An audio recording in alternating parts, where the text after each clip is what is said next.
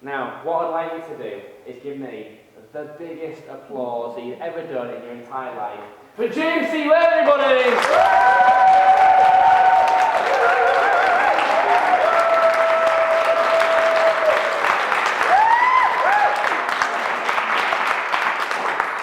I love it.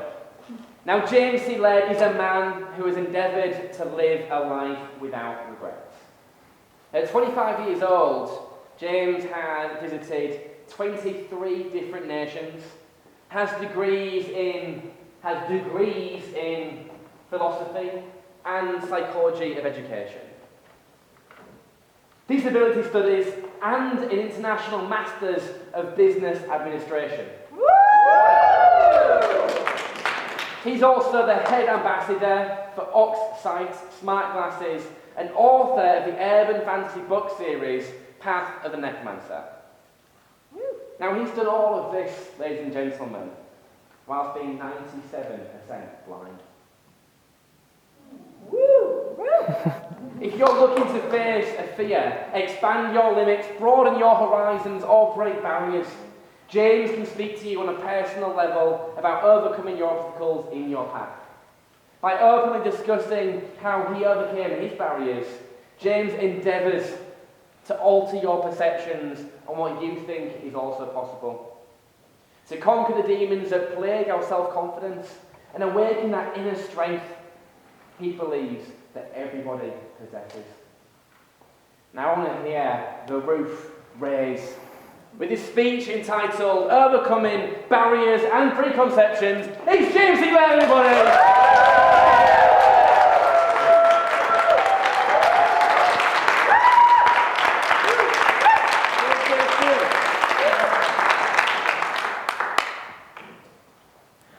What do you think you are capable of, and why?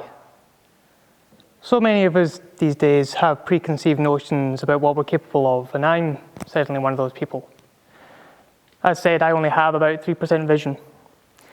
I'm going to share with you a story about one of the hardest time points of my life. And I want you to tell me this. Did you think I was capable of surviving it? I was 22. Just finished university, and I was looking to join into the workforce. I got online and typed in all my qualifications, and the first thing that came up on the job website was teach English in China. I thought, great, that's exactly what I want to do. I love traveling, and I'm a qualified teacher. It makes so much sense. I love seeing the different cultures, I love seeing the different people, I like learning the languages, and the foods, Chinese food, I love Chinese food, so that was a big selling point for me. Before I knew it, I was on the plane. My details had gone off so quickly, I can barely remember it. The next thing I can remember was sitting on the plane thinking I'm going to have so much fun here, I'm going to have an entire year worth to explore this incredible country and have incredible experiences. And I'd looked on the map to see where my school was based. I thought, wow, I can take a weekend and I can to see the Terracotta Warriors. Or maybe on a week off I can walk the entire Great Wall of China. I'm really looking forward to it. And I arrived in Shanghai and my suitcase didn't turn up. Worse things have happened at sea, so I wasn't going to let that worry me. With a plane, train, and an automobile, I got to my school and was given my teaching materials. I was eagerly flipping through them thinking, wow, this is going to be so much fun. I've got so many things I can do. I've got so many games I can make, interact with the students, get them excited about learning English. Even the head of the school was going to be there, so I wanted to make sure this was going to be perfect. And I did my class, and the head of the school came up to me, and I asked her, so, how do you think that went? Yeah, we don't think it's going to work out. Oh, why, what's wrong? You're a cripple. You're damaging the school's reputation. We want you to leave by tomorrow.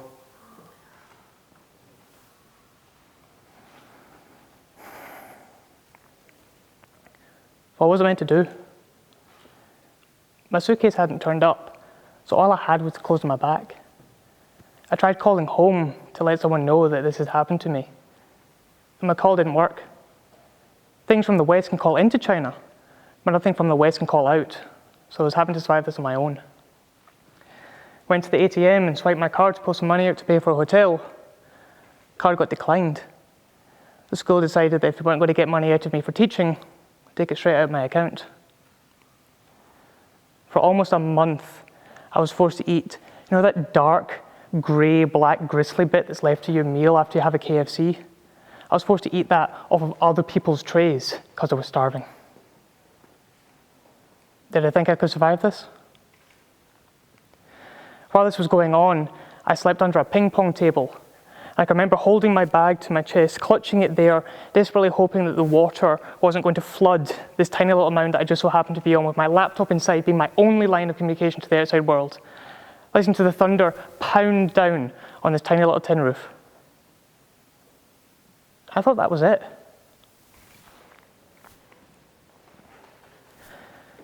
You're probably wondering at this point, how did I get from under there to standing here on stage and telling you about it? Over the next 2 weeks, I managed to get my feet back under me. Well, of a sort. I went and did cash-in-hand jobs. I'm not kidding here. In China, they're called white monkey jobs because a trained monkey could do it. It's all about status, you see. What they want is they want to show their important whomever that their organization is doing really well, that they can afford to hire a white person to do the menial job. Talk about white privilege.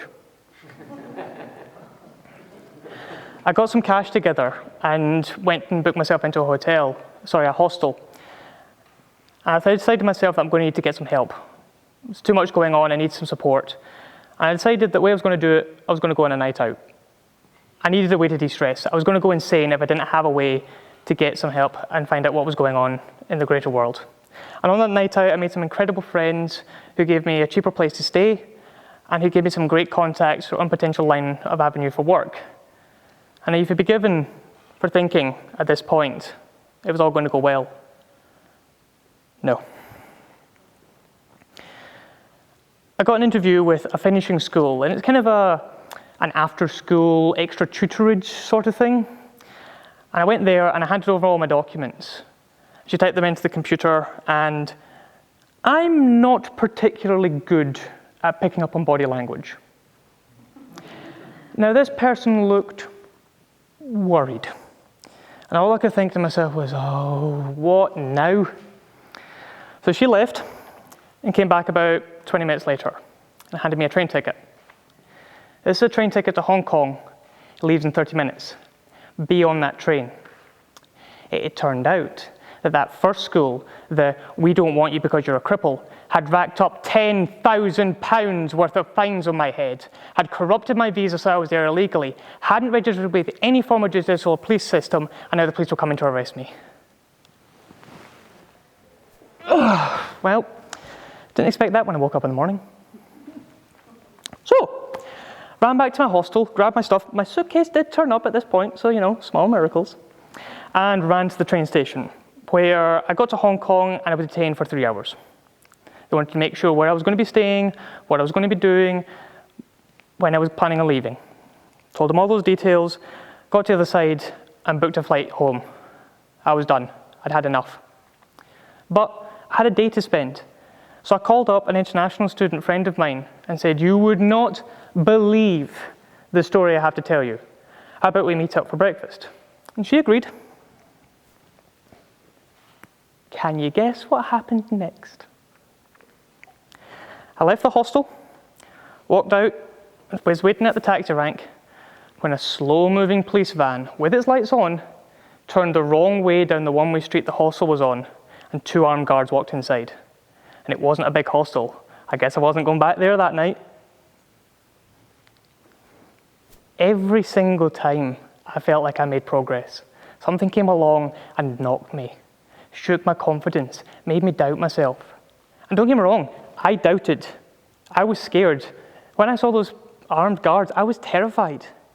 But every situation that came up, I asked myself, what am I going to do now? It all comes down to one thing, really: determination. Parents might have it as pig-headed stubbornness, but CV's got it as tenacious. But either which way, I think I've earned that moniker.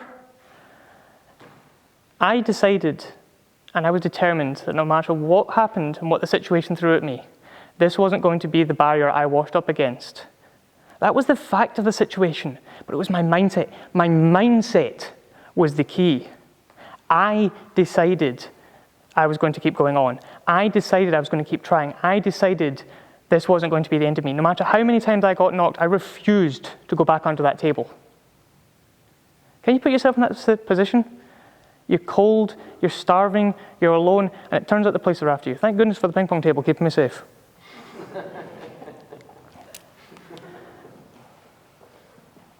To this day, I've never looked at a ping pong table the same way again. I've been back to KFC. Ping pong, I've given that up. We don't know what we're capable of until we're put in that situation. For the rest of the day, I head out in the national parks of China, paranoid that the CCTV cameras were going to pick up my facial recognition and the police would come find me. So I was going to hide at 6 foot with red hair and white skin in China. Didn't think that one through, did I? Got back to my hostel, grabbed my stuff, slapped my key down, said, keep the deposit, I'm out of here, and flew home after that incredible month. I'm not the same person I was before I went to China, but I wouldn't trade it. Because every single time I wake up in the morning, I look at each day as if it's a new challenge, and I know I can achieve. I know I can succeed, thanks to that awful situation. That's what I want you to take away from this. Can you imagine if I'd given up at any time? But I'm not asking you not to give up. I'm asking you to never stop trying. I wouldn't be here if I stopped trying. The next time something comes along and knocks you, that little voice in the back of your head that tells you you're not good enough, that you're not worthy, that demon with that silver tongue that robs you of your self-confidence, ignore it. Because believe me, you are capable. You never know what we're capable of. I didn't think I could survive that instance in China. I'm still surprised I survived it. But that's a reality of who we are. We never know until we try. We never know until we're put in that situation. I'm going to leave you with this. Existing is easy. Living is the hard part. What are you living for? Thank you.